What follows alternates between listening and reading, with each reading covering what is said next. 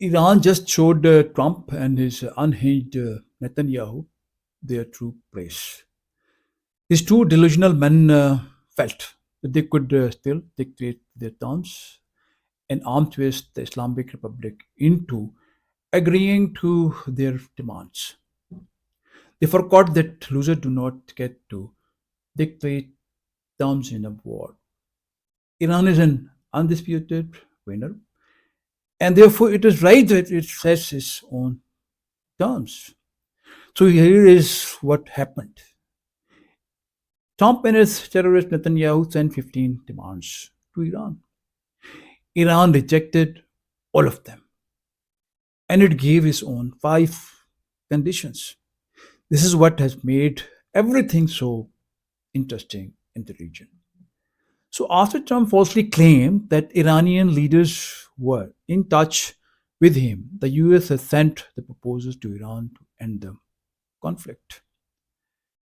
Their proposals are ridiculous. The regimes of Trump and Netanyahu said that Iran must stop building the nuclear weapons, hand over the enriched uranium to the IAEA, must agree that its missile program be limited in range and quantity, stop funding regional proxies like Hezbollah in Lebanon, Hamas in Gaza, and the Houthis in Yemen, and reopen the Strait of Hormuz so it could function as a free maritime corridor.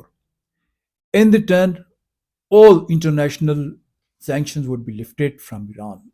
Most Iran analysts are out of touch with the reality with regard to the Islamic Republic. This is the reason why every analyst would tell you that they were dumbfounded by the Iranian response. Pre-range Netanyahu is believed to have told the White House to follow the Israeli model in Lebanon when Israelis used bunker buster bombs to kill their leader Hassan Nasrallah. This, according to Netanyahu, had a demoralizing effect on the grassroots movement, thereby severely diminishing the group's influence in the country. What terrorist Netanyahu and Trump do not realize is that there is a lot of difference between the Hezbollah group and a sovereign Iran. The five Iranian conditions to end the war included concrete mechanisms to ensure that the war is not reimposed on the Islamic Republic, payment of for damages and reparations, as well as the right to remain solely in charge of the Strait of Hormuz, and end attacks on Iranian allies in the region like Hamas in Gaza, Hezbollah in Lebanon, and the Houthis in Yemen. This was over and above other demands that Iran had already presented, like the US removing all its military bases from Arab countries. Now, this would hurt Trump, who is placed in an awful predicament. He desperately wants to end the war for his own political survival, but does not want to do it in a way that leaves him humiliated, both at home and globally. After Trump claimed that he was talking to the Iranians, a spokesperson of the IAGC mocked him by saying that Trump was speaking to himself. Trump has humiliated his country globally in a way never seen before. Even a former MI6 chief thinks Iran has been the winner up until now. The fact that he said this to a pro Israeli entity, The Economist, would hurt Trump and Netanyahu even more. He said, I quote, Iran has the upper hand right now. I regret having come to this conclusion, but the reality is the US underestimated the task, and I think about 2 weeks ago lost the initiative to Iran. In practice, the Iranian regime has been more resilient than I think anyone would have expected it. We started the war for the purpose of regime change and obliterating Iran's military, and we have not succeeded in doing that. They took some good decisions, actually, as early as last June, about dispersing their military capability and delegating the authority for the use of those weapons, which has given them significant extra resilience against this incredibly powerful air campaign. They have embarked on what is technically called horizontal escalation, that is, firing rockets at anybody within range, which at the time, honestly, I thought was nuts, but in fact has been a very good way of putting incredible pressure on the US. It worked, and they have understood the significance of the energy war and shut the Strait of Hormuz.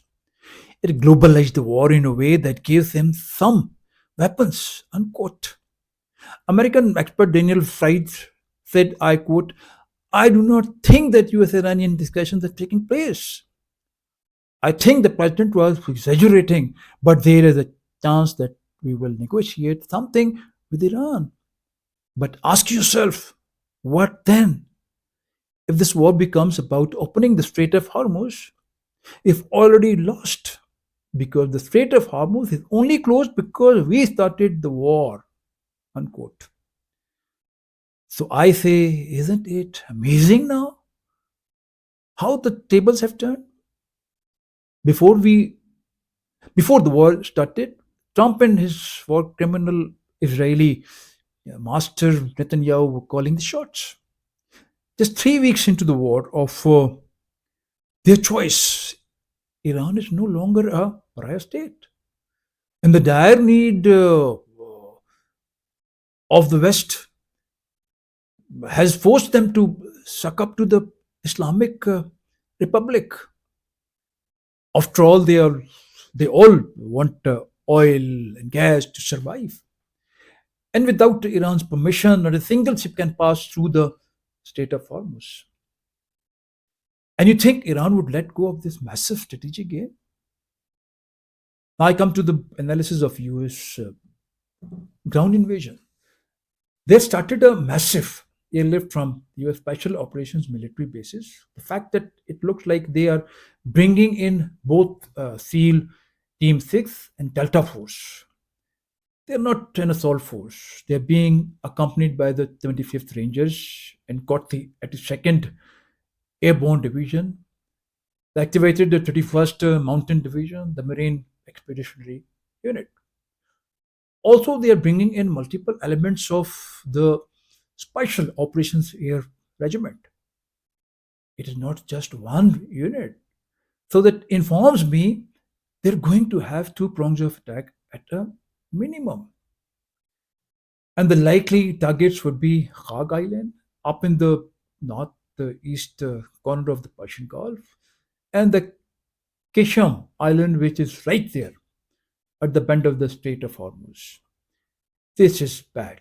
A lot of people are anxious that the operation had not been thoroughly thought through. The word circulating is that nobody has done any damn planning on this.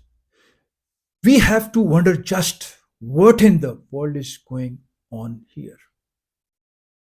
I mean, what would be the objective? There have been some information out which is important on the other side of this potential operation here. Number one is that the Iraqi side has said that Shia militia, that is part of the Iraqi security forces aligned with Iran, have been authorized to retaliate against US and Israel strike, that is, kill their fighters in Anbar province. The Houthis have already got involved with this. They have threatened that the state of Bab al Mandab may be shut down. That will close the Red Sea off to the US. The US could get a situation where you could have the Bab al Mandab shut down, the Strait of Hormuz shut down. And all of this could occur if the US attempts to attack anybody on the ground inside Iran. The parliamentary speaker for Iran has said we are closely monitoring all US movements in the region, especially troop deployments. He said, do not test our resolve to defend our land. Can Iranians make good on some of these assertions? Iran can make very good on threats. Some US warmongers say Iran pumps a significant amount of oil out of Kharkov, and that is then delivered to China and other places. But I will show you how much this whole thing has backfired on the Trump administration. Before the war started, Iran was pumping 1.1 million barrels of oil per day, and it was being sold at $47 a barrel. Today, they are pumping 1.5 million barrels. So 40,000 barrel increase. And they are selling it at $97 dollars a barrel. They are rolling in cash. Remember, sanctions are supposed to decimate Iran, but instead, now they are making them flush with cash. So you've got that. The reason Trump lifted the oil sanctions on Iran because remember, you apply sanctions to get control of them, to try to force them to do your will. It did not work. But that was the principle. Now you are lifting the sanctions. Why? US Treasury Secretary and Trump are terrified that with the sky rocketing price of oil, if they do not keep it tamped down by making sure that there is enough supply out there, now they are to attack the island, get control of that oil, which Iran can then turn off and not allowed to go onto the Karg island anymore, which then will reduce the oil supply that you are claiming you want to uphold. I mean, this does not make sense. And seizing that island does not make sure that you are going to open the Strait of Hormuz. In fact, just the opposite. Yeah. If you seize Khark Island, the Iranians have already said if you do that, we are going to mine the whole Gulf, not just the Strait of Hormuz, the whole Gulf. Not a single ship will safe, not a single ship will be safe to move. So they will completely shut it down. Now let's get back to what is the military objective of taking Kisham Island, which is down right there at the turn of the Strait of Hormuz. There are at least, I think, 150,000 Iranians on that island. So let's say you land 5,000 US troops there on the island. Those troops are already outnumbered, and there is no way they can control those civilians. So there is going to be a problem of US soldiers massacring Iranian civilians. Now we asked, how does Iran shut the Gulf? They shut the Gulf with the threat that we are going to hit you with mines, we are going to hit you with the drones, we are going to hit you with underwater drones, we are going to hit you with submarines and torpedoes. We are going to hit you with fast speedboats that can launch missiles. So, what is the military solution there? There is no way that the US could assemble the size of force that would be required to take complete control of that entire coastline. I mean, you're taking maybe a million men, and then how do you get those million men there? So, this is like one of those things that really is not even practical to do. Thank you very much for supporting this independent source of information. Please subscribe if you've not done so.